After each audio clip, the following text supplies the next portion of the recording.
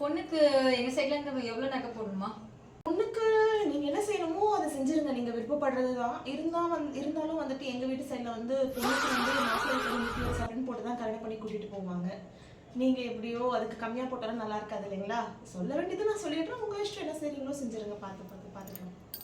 Cash ஏதாச்சும் தரணுமா மாப்பிள்ளை வீட்டு சைட்ல இருந்து? ரொக்கமா நாங்க சபையில வச்சு ஒரு 50 லட்சம் வந்து மாப்பிள்ளை பொண்ணுக்கு கொடுத்தாங்க.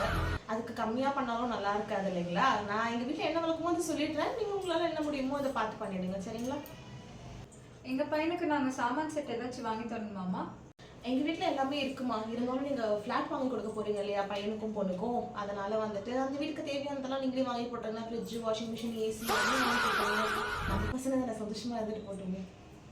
நான் தான் ஃப்ளாட்டே வாங்கி தரேன்னு சொல்லவே இல்லை. இவங்களோட பகல் கொண்டு அது அநேகமாக கேட்குறாங்க. நம்ம பையனுக்கு வேற என்ன பார்த்துக்கலாம், வர சிரிப்பட்டு வராது.